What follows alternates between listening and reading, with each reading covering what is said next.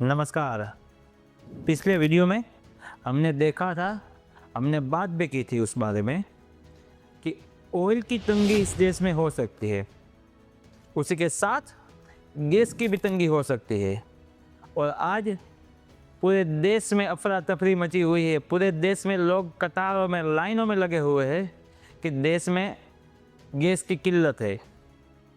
हालांकि सरकार इस बात को मानने से इनकार कर रही है कि कोई किल्लत नहीं है, ज़्यादा पैनिक ना हो, जनता पैनिक ना हो।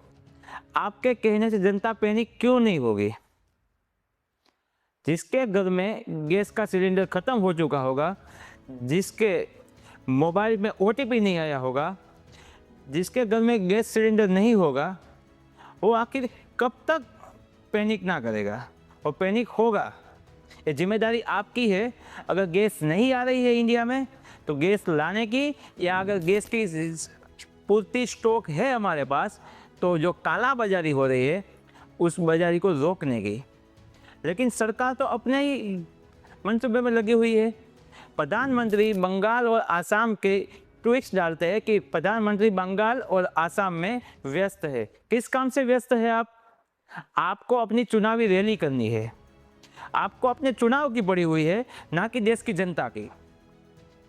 देश की जनता आज सिलेंडर या ऑयल के मामले में तंगी महसूस कर रही है, लेकिन प्रधानमंत्री चुनावी रैलियों में पड़े हैं।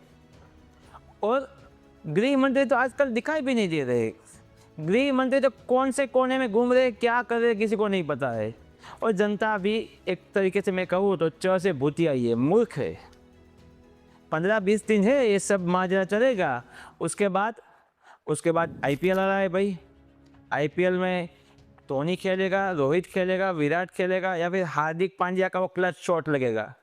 इसी में पूरे देश की जनता बिजी हो जाएगी।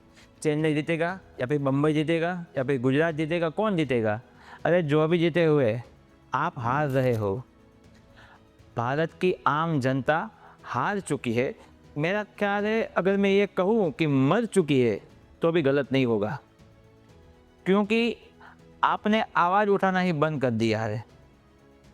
आज ट्विटर पे से कई सारे हैंडल से जो एक ट्वीट करते हैं, एक ही समान ट्वीट होता है। हालांकि आपका बीजेपी का आईटी सेल है, तो आईटी सेल को ये तो समझ होना चाहिए कि भाई अगर हमारे आईटी सेल ट्वीट कर रहे हैं तो अलग अलग तरीके से ट्वीट करिए ना। सारे आईटी सेल एक ही टाइम पे ट्वीट करते हैं और एक ही टाइम दोहराते हैं कि भाई मैंने 11 बजे फ़ोन किया था गैस सिलेंडर के लिए और 2 बजे देखिए मेरे घर सिलेंडर आ गया। ऐसे कम से कम 500 से 700 ट्वीट्स है। तो भाई सभी ने 11 बजे ही किया था क्या? ये बीजेपी की कौन सी टाइमलाइन है जो 11 बजे करते हो 2 बजे सिलेंडर आ जाता है? हमारे घर तो नहीं आता है, आपको कौन दे के जाता है? और ये जो लोग कतार में लगे हुए हैं, जो लोग लाइनों में लगे हुए हैं, वो क्या कांग्रेस ने भेजे है, विपक्ष ने भेजे है क्या?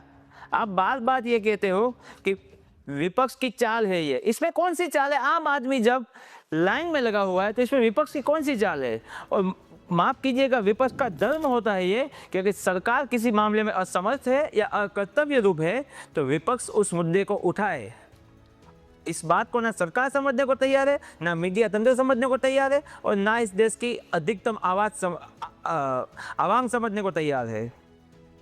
आवाम भी ये मान के बैठी हुई है कि विपक्ष खाली गड़े मुर्दे उठाती है और कुछ नहीं करती है।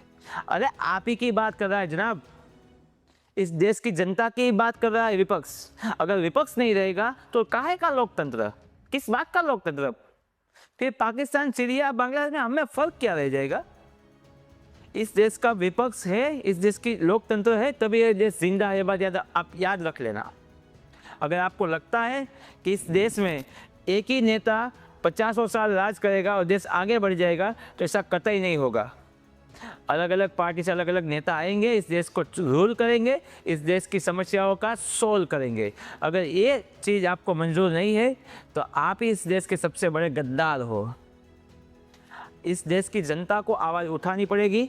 इस देश की जनता को अपनी समस्याओं के लिए खुद लड़ना पड़ेगा। अगर गैस की किल्लत है तो गैस की किल्लत के कारण कौन है?